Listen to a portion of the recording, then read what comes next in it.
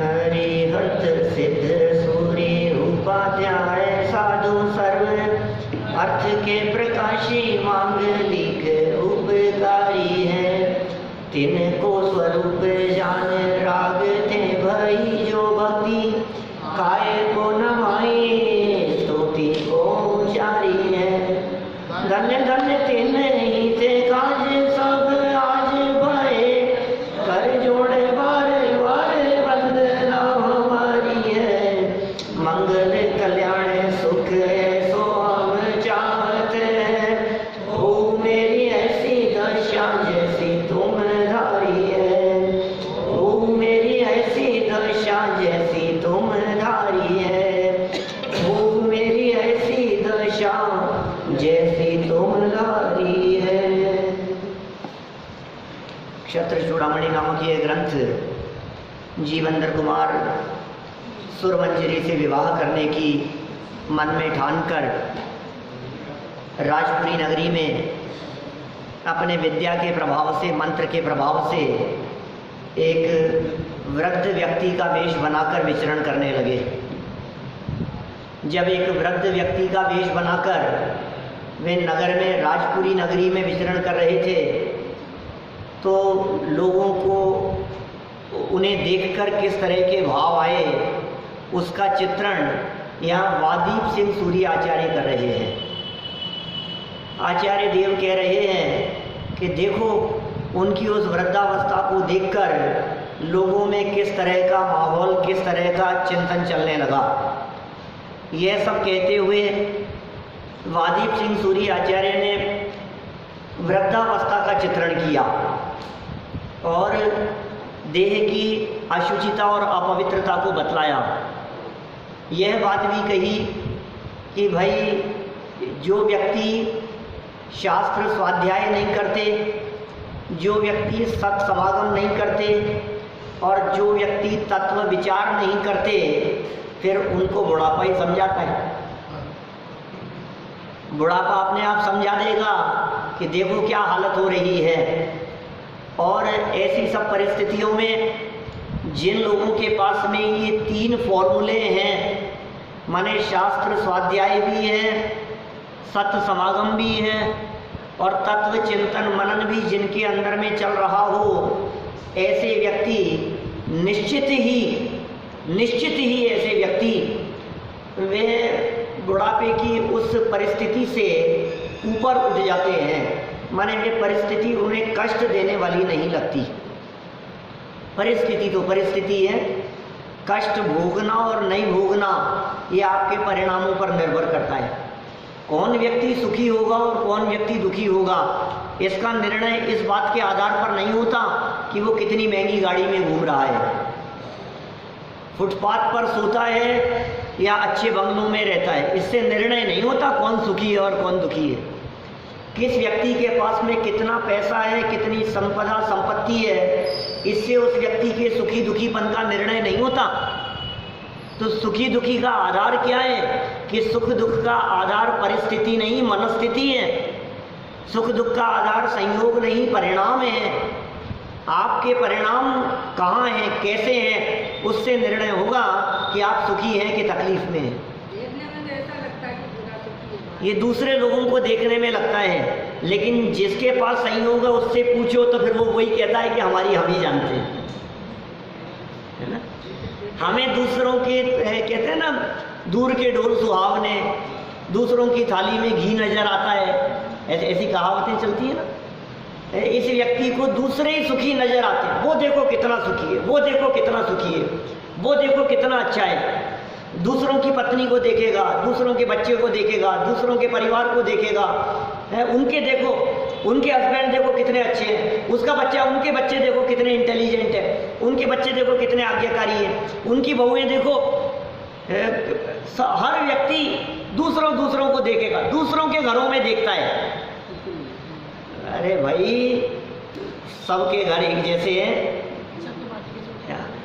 सबके चूने माटी के मकान हैं, बर्तन सबके घरों में है और बजते भी हैं क्या। तो इसलिए दूसरे की तरफ देखने की जरूरत नहीं है, अपनी तरफ देखो। कौन व्यक्ति सुखी होगा? बोले जिसके परिणाम निर्मल होंगे, जिसका उपयोग बाहर से हटकर अंदर जाएगा, वो व्यक्ति सुखी होगा। देखिए, जो परिणाम बाहर से हटकर अंदर चला जाता है वहाँ तो सुख होता ही होता है, लेकिन अंदर में परिणाम न जावे, उपयोग आत्म सन्मुख न होवे, अतीन्द्रिय आनंद न मिले, तो भी सिर्फ सन्मुखता के विचार मात्र से कषाय मंद हो जाती है। ये वस्तु स्वरूप का विचार मात्र आपकी कषाय, आपकी आकुलता, आपकी टेंशन को कम कर देता है। ये बहुत बड़ा फल है, बहुत बड़ा लाभ है इस तत्व ज्ञान का, इस वस्तु स्वरूप के विचार का। वस्तु विचारत ध्यावते, जब मन विश्राम पा लेवे तब तो अतीन्द्रिय आनंद मिल जाएगा, और मन विश्राम न प्राप्त करे तो टेम्परेरी ही सही, लेकिन आकुलता कम हुए बिना नहीं रहे। हम देखते हैं अपने दैनिक जीवन में टेंशन, आकुलता, जहाँ जहाँ थोड़ी आकुलता दिखाई देती है, जब तक वस्तु स्वरूप ख्याल में नहीं आता तब तक ही रहती है। ये जिनवाणी और तत्वज्ञान की चर्चाएं उपयोग में आते ही, ज्ञान में आते ही वो तुरंत वो आकुलता मंद पड़ जाती है। ये सिर्फ विचार मात्र का फल है इतना। इसलिए यहाँ ये कह रहे हैं कि भाई अपने इस मनुष्य जीवन को अत्यंत दुर्लभ जानकर, जो कि सर्वोत्तम मनुष्य पर्याय हमने प्राप्त की है, इसे व्यर्थ में खो देने में सार नहीं है। अब कल पता नहीं किसने कितने रन बनाए, लगा क्या चौका छक्का, कुछ किया क्या आपने? एक टाइम का स्वाध्याय क्या वो 2 रन, 2 टाइम का कि 4 रन, और 2 टाइम यहाँ स्वाध्याय में आने के अलावा 2 घंटे का चिंतन मनन स्वाध्याय घर पे, बोले लग गया 6। आपके हाथ में है सुबोध जी की कितने रन बन रहे हैं, देख लेना। हर चीज अपने अपने हाथ में है। देखिए, अब अज्ञान का स्पष्ट स्वरूप बतला रहे हैं। इतनी सारी स्थिति अत्यंत स्पष्ट होने के बावजूद भी आचार्य देव आगे क्या कहते हैं? 434 नंबर पेज है, 13 नंबर का श्लोक है। प्रतीक्षण विनाशीद मायुः काय महो जड़ा नैव बुद्ध्या महे किंतु कालमेव क्षयात्मकम्। पूरा ही नीति का श्लोक है, स्टोरी नहीं है, नीति बता रहे। हे मूर्खो, अरे क्या बात कह रहे हो? किससे कह रहे हैं? किससे कह रहे हैं मनोज जी भाई साहब? आर्य किससे कह रहे हैं? हे मूर्खो, सुनने वालों से, पढ़ने वालों से। ये और किससे कहेंगे? मतलब ये हमसे कह रहे हैं ये बात कि तुम समझदार नहीं दिखाई दे रहे हो। इतनी सब कुछ बातें दिखाई देने के बावजूद भी तुम्हारी प्रवृत्ति, तुम्हारा क्रियाकलाप, तुम्हारा चिंतन, तुम्हारी सोच, इन सब को देख करके आचार्य देव को कैसा विकल्प आया?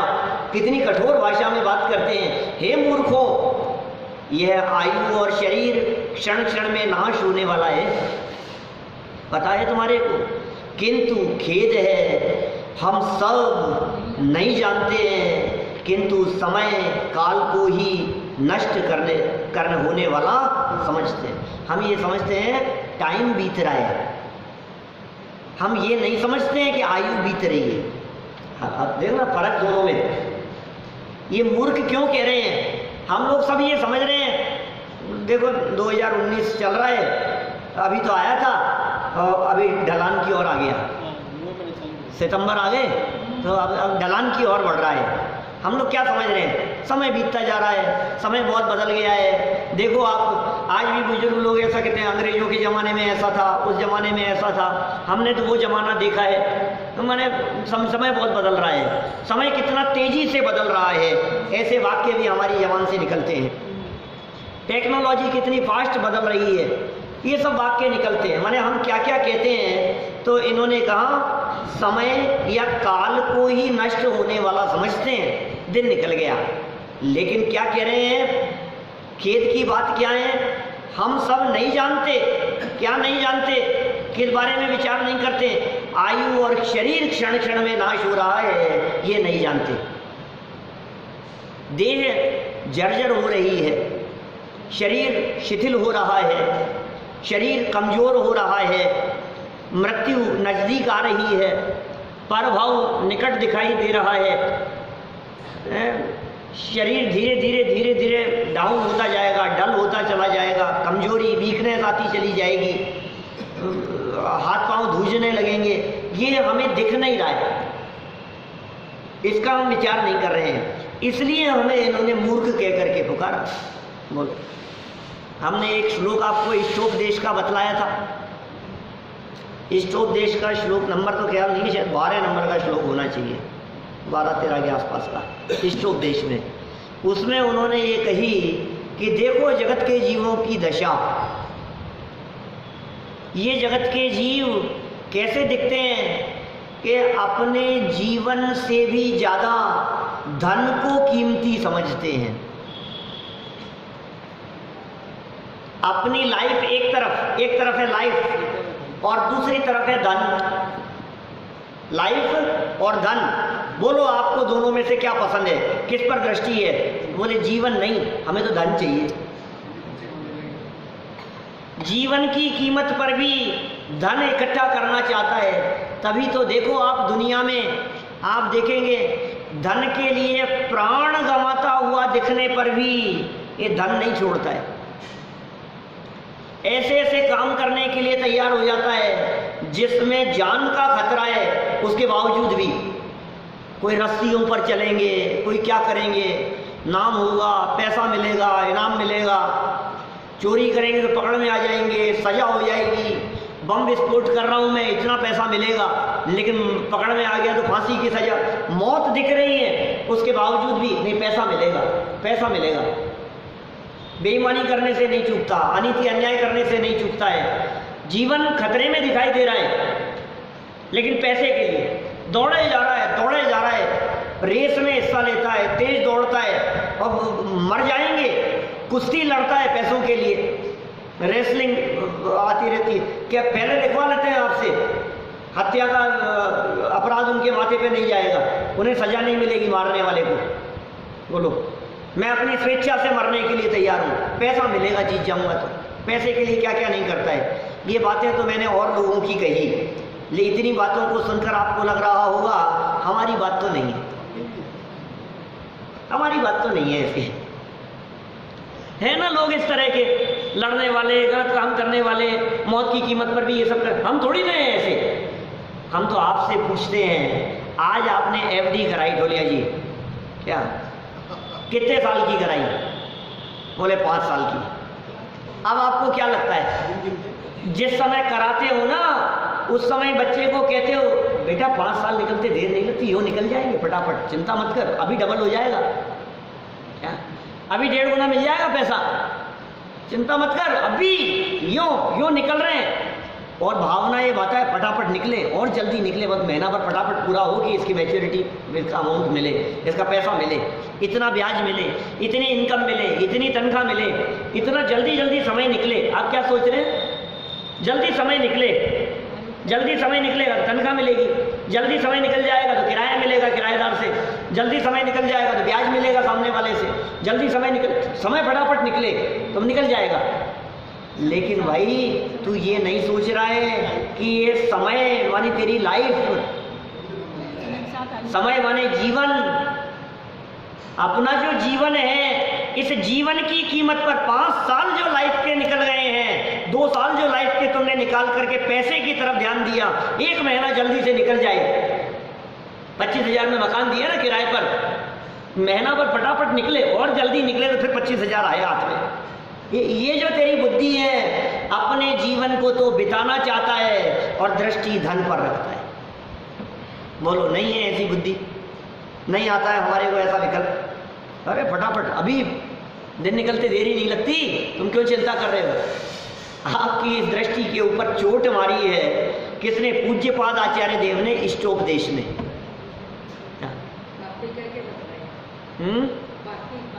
हाँ, खूब बातें कही है वहाँ। तो देखिए ये श्लोक हमने पढ़ा है, नीतिकार कह रहे हैं, इसका मतलब जानते हैं आप? ये बात अकेले जैनियों के ऊपर नहीं है, यह बात जन सामान्य के लिए। आप ये बात किसी को भी समझाएंगे ना भैया, सबको समझ में आएगी। बात तो सच्ची है, जिंदगी तो भीतर ही है भाई साहब, बुढ़ापा तो नजदीक आ रहा है भाई साहब, क्या करें। जो ही दिन कटे सो ही आयु में अवसी घटे, बूंद बूंद बीते जैसे अंजुली को जले हैं। देह नित्य क्षीण होत, नैन तेजहीन होत, यौवन मलिन होत, क्षीण होत बल है। और आवे जरा नेरी, तके अंतक अहेरी, आवे पर भो नजीक, जात नर भो निपल है। और दीपेश जी, मिल के मिलापी जन, पूछत कुशल मेरी, ऐसी दशा माहे मित्र, काहे की कुशल है। क्या चंद लिखा बोलो, बाजार से समझ में आया क्या? थोड़ा थोड़ा तो भाव वासन हुआ होगा क्या बेटा? लगा होगा ऐसा थोड़ा सा। क्या?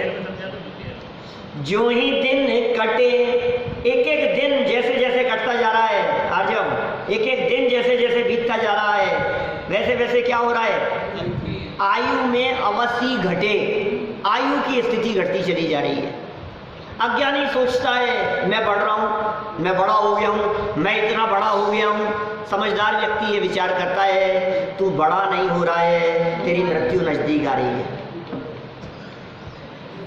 हर पल मौत नजदीक आती जा रही है। जो ही दिन कटे सो ही आयु में अवसी घटे, बची हुई जो स्थिति है उसकी वो घटती चली जा रही है, डे बाय डे जैसे जैसे समय बीतता चला जा रहा है। जो ही दिन कटे सो ही आयु में अवसी घटे, कैसे? बूंद बूंद बीते जैसे अंजुली को जले हैं, अंजुली के जल के समान एक एक बूंद बूंद करके ये आयु बीतती चली जा रही है। और फिर क्या कहा? देह नित्य क्षीण होत, शरीर क्षीण हो रहा है निरंतर। नैन तेजहीन होत, आंखें कमजोर हो रही है डे बाय डे। देह नित्य क्षीण होत, नैन तेजहीन होत, यौवन मलिन होत, यौवन जाता जा रहा है, जवानी ढलती जा रही है। यौवन मलिन होत और क्षीण होत बल है, और ताकत खत्म होती चली जा रही है। घुटने जवाब देने लगे हैं धीरे धीरे, आँख ना कान सब जवाब देने लगे हैं। हार्ट में धीरे धीरे प्रॉब्लम खड़ी होने लग गई है। क्या क्या हो गया है? सांस की परेशानी शुरू हो गई है। ये रोज डे बाय डे कुछ ना कुछ हो रहा है। तो कितनी बातें कहती।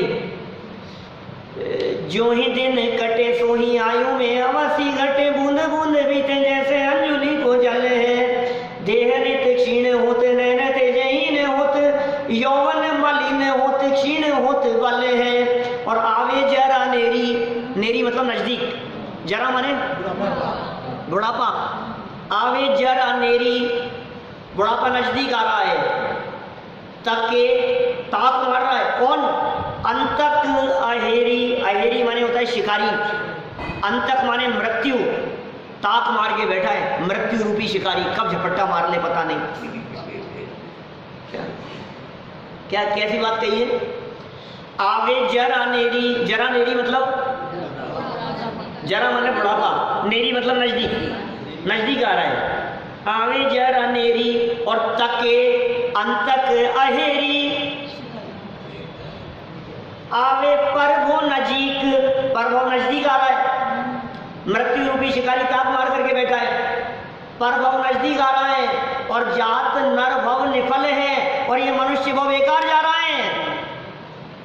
इतनी सारी अवस्थाएं हो रही है, सब शिथिल पड़ते जा रहे हैं। डे बाय डे परभव नजदीक आता जा रहा है, बुढ़ापा नजदीक आ रहा है, मृत्यु रूपी शिकारी ताक मार करके देख रहा है। इतनी सारी अवस्था होने के बावजूद जब मुझे सगे संबंधी पूछते हैं और भाई साहब सब क्या हालचाल है, सब ठीक तो है, कुशल मंगल तो है, तो क्या कहते हैं बुधरदास जी कि ऐसी दशा माहे मित्र काहे की कुशल। मैं क्या कहूं तुम्हें काहे की कुशल है।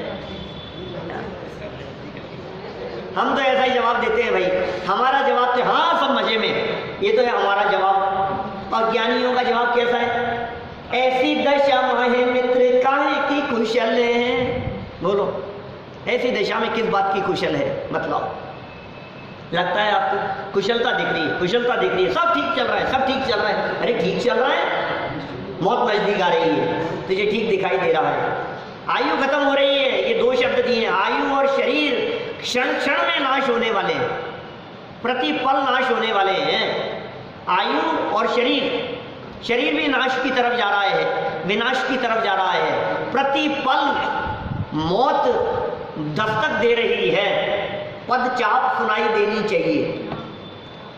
आहट, मौत की आहट सुनाई देती है क्या? माने लगना चाहिए इस तरह का। जिनकी उम्र बहुत ज़्यादा हो जाती है ना, उन्हें तो हर छींक में ऐसे मौत की आहट सुनाई देती है। शरीर थोड़ा ऐसे लगता है अब निकला, पता नहीं है पता नहीं कब निकल जाए, अगला पल रह पाऊंगा कि नहीं रह पाऊंगा, अगले क्षण जीवन होगा कि नहीं होगा। लेकिन भाई विचार तो हम आप जैसे लोगों को करना है, जिनके हाथ पांव बराबर चल रहे हैं। विचार तो हमारे माध्यम से किया जाना चाहिए। एक क्षण मात्र लगती है, भूकंप और बाढ़ के झटके कभी भी आ सकते हैं, किसी भी क्षण ऐसा हो सकता है। अभी हम थे ना कहाँ, कैलिफोर्निया में, लॉस एंजल्स में बड़ा कन्वेंशन था जैना का, और वहाँ भी और शिविर भी था वहीं हमारा। तो इतने भूकंप के झटके, इतने भूकंप के झटके आप कल्पना नहीं कर सकते।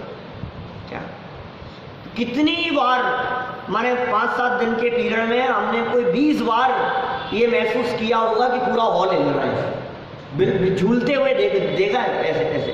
बोलो लगे जो लगे, क्या करो, ठीक है जो होगा तो होगा, क्या करोगे। बहुत बार तो मतलब बहुत तेज था भूकंप के झटके, तो वहाँ लगते ही रहते हैं उस एरिया में।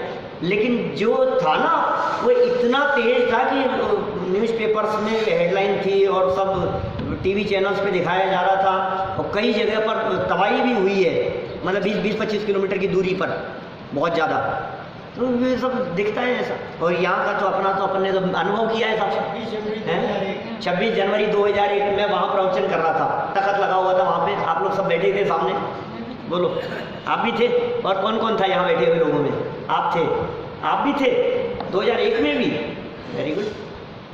तो देखो आप वहाँ बैठे थे 26 जनवरी 2001। और भूकंप ऐसा, जब भुज में भूकंप आया था ना वो घटना, यहाँ ऐसा भूकंप आया था पूरा मंदिर हिलने लग गया था। मुझे ऐसा लगा चक्कर आ रहे हैं, अंदर बर्तन गिर गए और सब, इतना तेज पूरा मंदिर हिलने लगा। बोलो आप, चक्कर आए थे, इतने ऐसी स्थिति थी। और चर्चा क्या चल रही थी पता नहीं, मुझे यहाँ का नहीं मुझे ध्यान है। शायद उस समय बदीचंद जी के मंदिर में शाम को प्रवचन था, उसके पहले दिन फिर मैंने शायद सुबह भी यहाँ भी सुनाया था वो छंद। कौन सा? कोवत करोड़न की, वो वाला छंद। उसके पहले दिन बदीचंद जी के मंदिर में शाम को प्रवचन करते समय छंद सुनाया था मैंने। और ये घटना होने के बावजूद आप सबको ऐसा ही लगा कि पता नहीं क्या हुआ, ये हो क्या रहा है। तो बाद में मालूम चला कि तो भूकंप है। बोलो, प्रवचन चलता रहा, क्या करते, क्या करोगे क्या आप? कितने साल पुरानी घटना हो गई, जनवरी 2001 की बात है, याद नहीं रहती, भूल जाते हैं। उसके पहले दिन जो छंद चला था ना बदीचंद जी के मंदिर में, वो फिर मैंने यहाँ सुनाया भी। कौन सा? काहू घर पुत्र जायो, काहू के वियोग आयो, काहू राग रंग काहू रोआ रोई करी है, जहाँ भान उगत ऊंचा है गीत गान देखे, सांझ समय ताही थान हाय हाय परी है, ऐसी जग रीति को न देख भय भीत होए, हा नर मूड तेरी मति कौन हरी है, और मानुष जन्म पाए सोवत विहाय जाए, खोवत करोड़न की एक एक घड़ी है। समझ में आया क्या? नहीं आया समझ में? नहीं आया समझ में? काहू घर पुत्र जायो, कहीं तो जन्म हुआ है किसी का, क्या भैया? ये सब ये रिलेटेड बात बतला रहा हूं मैं, इधर उधर की बात नहीं कर रहा हूं कुछ भी। काहू घर पुत्र जायो, किसी के यहाँ पुत्र जन्म हुआ है, और काहू के वियोग आयो, वो वही अगला वाक्य मेरा वही था। ये चर्चा करता हूँ तो ये बनारसी दास जी याद आते ही आते क्या क्या नानी मरण सुता जन्म पुत्र वधु आगौन, और तीनों कारज एक दिन भय एक ही भौन। बनारसी दास जी ने लिखा है सब। नानी का मरण, साथ में रहती थी वहीं क्या, और पुत्र वधु का आगमन क्या, और पुत्री का मरण, जन्म अभी जो भी जन्म, तो पुत्री का जन्म और बहू का आगमन और नानी का मरण, ये तीन काम एक दिन एक ही भवन एक ही मकान में एक साथ हुए। जन्म मरण परण। अब बोलो आप, ऐसी ऐसी घटनाएं घटती आए दिन, इस प्रकार की घटनाएं घटती हैं। तो क्या कहा, काहू घर पुत्र जायो, काहू के वियोग आयो, किसी के यहाँ पुत्र का जन्म और किसी के यहाँ वियोग, दो बातें हुई, किसी के जन्म और किसी के मरण। काहू घर पुत्र जायो, काहू के वियोग आयो, काहू राग रंग, काहू रोआ रोई करी है। यहाँ तो राग रंग है जहाँ जन्म हुआ है, और यहाँ रोना पीटना मचा है जहाँ मरण हो गया है। दो लाइन हो गई, याद होती जानी चाहिए। काहू घर पुत्र जायो, काहू के वियोग आयो, काहू राग रंग, काहू रोआ रोई करी है। और जहाँ भान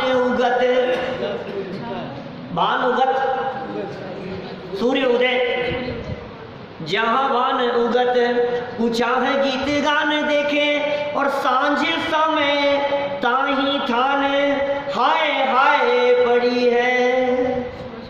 जिस जगह सूर्योदय हो रहा है वहां तो उत्साह से गीत गान हो रहे हैं, लेकिन शाम को देखो तो उसी जगह पर मातम छाया हुआ नजर आता है, उसी जगह पर सूर्यास्त हो जाता है। जहां से आपको सूर्योदय दिखाई दे रहा है सुबह प्रातः काल होने पर, उसी जगह से आपको सांझ होने पर सूर्यास्त नजर आता है। अभी तो उत्साह था, अरे कितना मौज मस्ती का माहौल था, और 5 मिनट में ही क्या हो गया, ये तबाही मच गई, ये क्या हुआ। ऐसी घटनाएं अपने जैन परिवार की कहीं की किसी की घटनाएं, शिवजी गोदों की नशियां, इधर रामगढ़ मोड़ आमेर रोड पर, और बहुत बड़ा उत्सव मनाया उन्होंने, बच्चे की बर्थडे पार्टी मनाई, और सारा फंक्शन खत्म करके और निकल रहे थे। हाँ, और सामने गाड़ी खड़ी थी, और बोले मैं गाड़ी लेकर के आता हूँ। सब खत्म, सारे मेहमान सब जा चुके थे, और सामने से गाड़ी लेकर के आना था, रोड क्रॉस करके, और वहीं मर गए, दूसरी गाड़ी ने उड़ा दिया। बोलो, अभी तो उत्साह चल रहा था, अभी तो नाच गान चल रहा था, अभी तो पार्टी चल रही थी, और अब क्या हो गया, मातम छा गया। तो ऐसी घटनाएं रोज घटती हुई दिखाई देती है। 2 जवान बच्चों की मौत, कौन से सर्किल पे, कहाँ पे, बड़ी चौपड़ की घटनाएं तो, और ये अभी कहाँ हुई, मैंने 2 महीने में JDS बिरला मंदिर। बोलो आप, और खड़े थे बाइक पे, तो कुछ नहीं कर रहे बेचारों की क्या गलती, और उछल गए 20-20 फीट तक ऊपर, पीछे से टक्कर मार दी गाड़ी ने। ये क्या हो गया, ये कैसी दशा है। उसके 2 दिन बाद में किसी एक और को उड़ा दिया है, गाड़ी घोड़ी वाले ने, सुबह 7 बजे। अभी ये देखो कैसी घटनाएं घट जाती है। काहू घर पुत्र जायो, काहू के वियोग आयो, काहू राग रंग, काहू रोआ रोई करी है। जहाँ भान उगत ऊंचा है गीत गाने देखे, सांझे समय ताई थाने हाय हाय पड़ी है। और ऐसी जग रीति को न देख भयभीत होए। क्या कह रहे हैं, डर नहीं लगता तुझे, घबराहट नहीं होती, दिल नहीं दहलता, टीवी की स्क्रीन पर उठती हुई सुनामी की लहरों को देखता है, तुझे घबराहट नहीं होती, बम विस्फोट होते हुए देखता है, तेरा दिल नहीं दहलता है, क्या हो गया।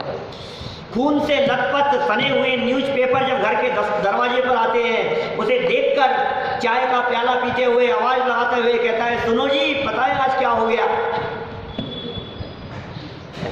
हाथ से चाय का प्याला नहीं धुलता है।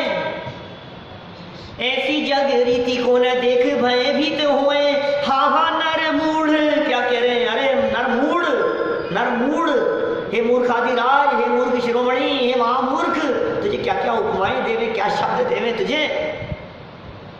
ऐसी जग रीति को न देख भयभीत हुए, डर नहीं लग रहा है, घबराहट नहीं हो रही है, दिल नहीं दहलता है एक्सीडेंट देख करके, दुर्घटनाएं देख करके, भूकंप और बाढ़ के दृश्य देख करके कांपता नहीं है, घबराता नहीं है। रेडिएशन के देखा 2011 का दृश्य ख्याल है क्या आपको? टीवी की स्क्रीन पर देवलाली में थे हम, तो पंडित अभय कुमार जी के घर गए थे, उन्होंने नाश्ते के लिए, उन्होंने टीवी पे दिखाया हमारे, क्या दृश्य दिखाई दिए, अभी तक दिमाग के सामने हटते नहीं। सन 2011, मार्च 2011, बोलो, पूरे जापान में तबाही आ गई थी, रेडिएशन की वजह से पूरा जापान तबाह होने की कगार पर था।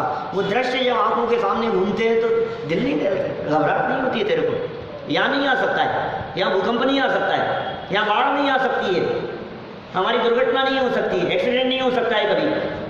ऐसी जग रीति को न देख भयभीत हुए, हा हा नर मूढ़ तेरी मति कौन हरी है। तेरी बुद्धि किसने हर ली है? बुद्धि पे पत्थर पड़ गए हैं क्या हो गया है? नर मूढ़, मूर्खाधिराज, मूर्ख शिरोमणि, क्या उपमा देवे तुझे, क्या हो गया है?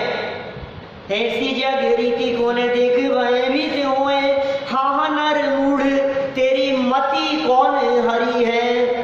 क्यों, क्या हो गया? कि मानुष जन्म पाए सोवत विहाय जाए। क्या हो गया है? मनुष्य जन्म को प्राप्त करा और क्या कर रहा है? सोने में जिंदगी निकल रही है, सोने में काल बीत रहा है। रात कम पड़ती है सोने के लिए, दिन में भी जब तक थोड़ा सा आड़े नहीं बोले तब तक शाम को थोड़ी देर तो आराम, 1-1.5 घंटा तो लेटना चाहिए, 1-आध घंटा तो लेटना। क्यों, क्या हो गया है? दिवस गमायो खाए कर, रात गमाई सोए, भोंदू के भोंदू रहे, चले गांठ की खोए। बोलो, कहाँ जा रहा है साहब? दिन भर कहाँ जा रहा है? ब्रेकफास्ट करके आए या जाके करोगे? थोड़ी देर बाद में खाना खाओगे, फिर उसके बाद में क्या, फिर उसके चाहे टी टाइम हो गया, फ्रूट्स टी खाओ पियो, शाम को क्या बनेगा, क्या खाओगे? सुबह का निपटा नहीं और खाते खाते पूछते हैं अब शाम को क्या खाओगे। बोलो, खाना खाना खाना, रात को तो खाते नहीं है, तो दिन भर खाने में बीतता है। दिवस गवाए, दिवस माने दिन, दिवस गवायो खाए कर और रात गवाई सोए। दिन निकल गया खाने की चर्चा में, खाने पीने में, और रात कहाँ निकल गई? सोने में। और बचा कुछ कोई समय था तो वो टीवी खा गई, मोबाइल खा गया, फेसबुक, व्हाट्सएप है, और थोड़ा कुछ बच गया हो तो यार दोस्त, मित्र मंडली, और थोड़ा कुछ बच गया हो। कहाँ समय है, कहाँ तेरे पास में है? किट्टी पार्टी, घूमना फिरना, मौज मस्ती। दिवस गवायो खाए कर, रात गवाई सोए। और क्या कह रहे हैं? भोंदू के भोंदू रहे, चले गांठ की खोए। समय निकल रहा है। महावीर जी में लिखा है ये दोहा चौक में, क्या बचपन में याद किया था वहीं से।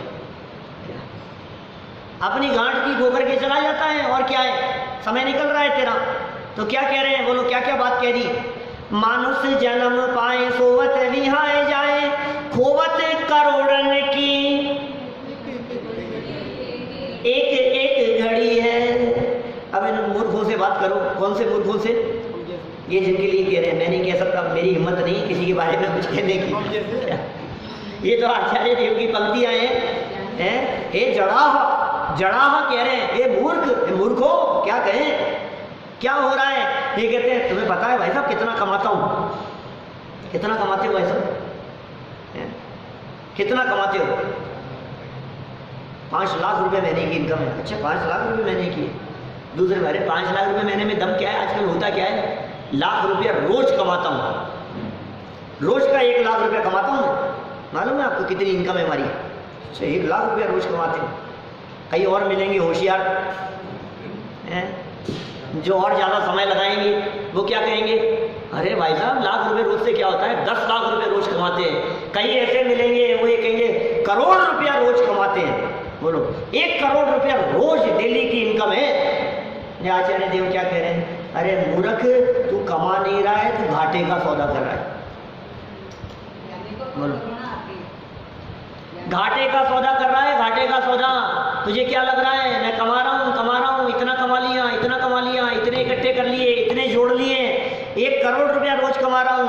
अरे सुन, 1 करोड़ रुपया रोज नहीं, 1 करोड़ रुपया प्रति आवर भी यदि कमाए, 1 घंटे में 1 करोड़ रुपया कमाए तो भी आचार्य देव कह रहे हैं घाटे का सौदा कर रहा है। और इतना ही नहीं, यदि तुझे ऐसा लगता हो कि हर मिनट करोड़ कमा रहा हूँ तो भी घाटे का सौदा कर रहा है। क्यों क्यों क्या कह रहे हैं, बोलो क्या लिखा है?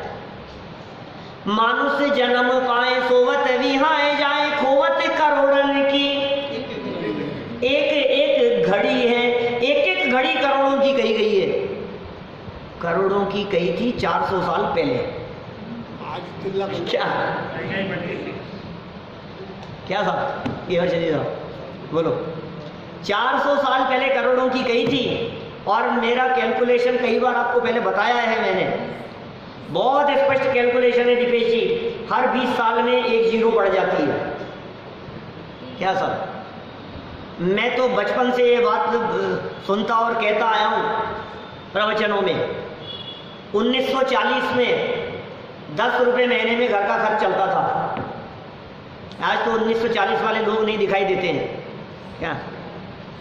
मेरे ताऊ जी बताया करते थे, 2-4 साल पहले उनकी डेथ हुई, 94 साल की, 92-93 साल की उम्र के थे वो। 3 साल पहले डेथ हुई, अभी 95 के होते। विद्यानंद जी का और उनका जन्म एक ही समय का है क्या? 92 साल के होकर के डेथ हुई।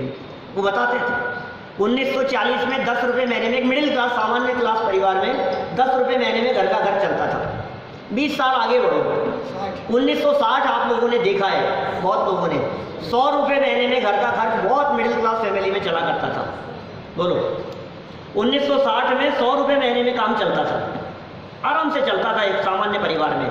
1960 के बाद में 20 साल और आगे बढ़ो, 1980 में 1000 रुपये महीने में घर का खर्च चलता था सामान्य परिवार में। 1980 तो सबने देखा है।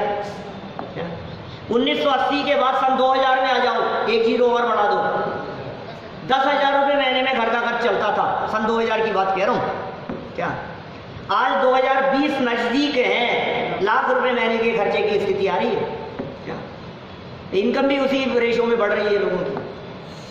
कितने कितने जीरो बतला दिए मैंने, 10 रुपये से लेकर के कहाँ तक, लाख रुपए तक पहुँचा करके बतला दिया मैंने आपको। कितने साल में? 60 साल में, 50 साल में। माने आप कल्पना कीजिए, हर 20 साल में 1 जीरो बढ़ रही है। अब जरा 400 साल में कितने 20 वर्ष हो गए ये लगाओ। 400 साल पहले की लाइन है, क्यों साहब?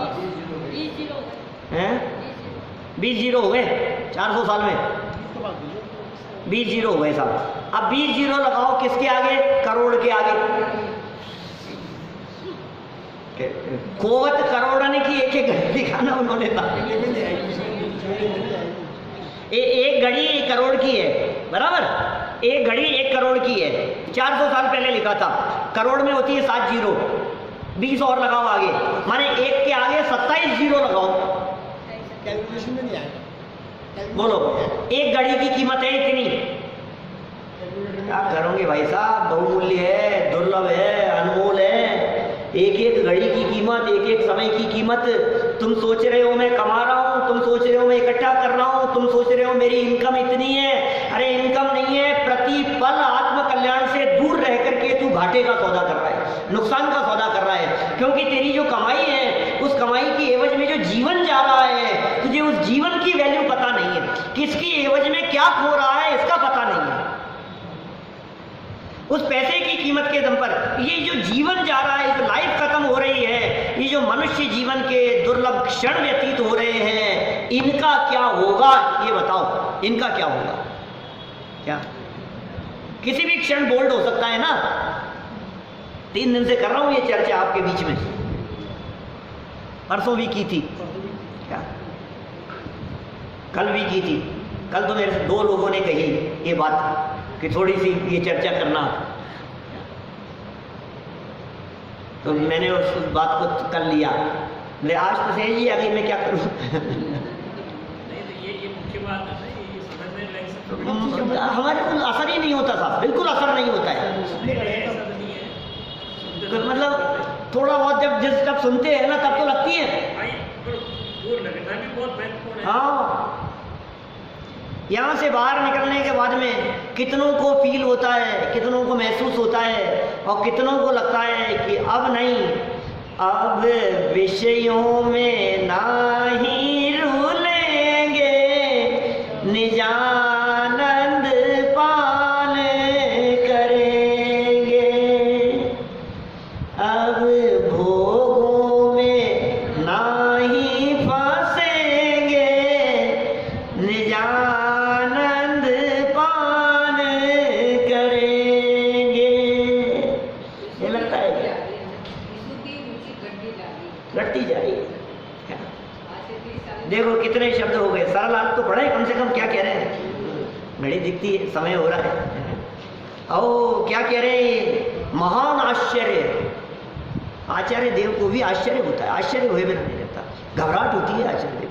मतलब ये शब्द जब वो लिख रहे होंगे आचार्य देव, तो क्या वे स्वयं के जीवन के बारे में नहीं देख रहे होंगे? स्वयं तो आत्म कल्याण के मार्ग में लगे हुए हैं, स्वयं तो क्षण क्षण में अंतर्मुख होकर के अतीन्द्रिय आनंद का रसास्वादन करते हैं। वीतरागी संत, भावलिंगी संत, शुद्धोपयोग में लीन रहने वाले, 6ठे 7वें गुणस्थान वर्ती, उपयोग बाहर आवे तो फिर दोबारा अंदर में चले जावे। लेकिन जगत के जीवों को देख करके उन्हें करुणा आती है, जगत के जीवों को देख करके दया आती है। ये बेचारा देखो कि क्या कर सकता है और कितने में संतुष्ट हो रहा है, इसकी बुद्धि को क्या हो गया है। ये अपने वर्तमान में उत्पन्न होती हुई श्रुत ज्ञान की पर्याय से स्वाद ले सकता है सिद्ध समान सुख का, और ये कहाँ अपने उस ज्ञान को बर्बाद कर रहा है, कहाँ टीवी की स्क्रीन के सामने बैठ करके अपने दुर्लभ क्षणों को बर्बाद कर रहा है। इसको समझ में नहीं आ रहा है कि मैं क्या हो रहा हूँ, किसकी एवज में क्या जा रहा है, इसको पता नहीं है। लौकी लेकर के आए कोई व्यक्ति, 1 किलो लेकर के आए और 2000 का नोट दे आए, तो आप क्या कहोगे, पागल है, 2000 रुपये दे आया 1 किलो लौकी के, बेवकूफ़ है क्या? आप क्या कहेंगे, ठगाया गया, इसको अकल नहीं थी, इसको होश नहीं है, ठगाया गया। लेकिन भाई तू प्रतिपल ठगाया जा रहा है, इस बात की तुझे खबर नहीं है।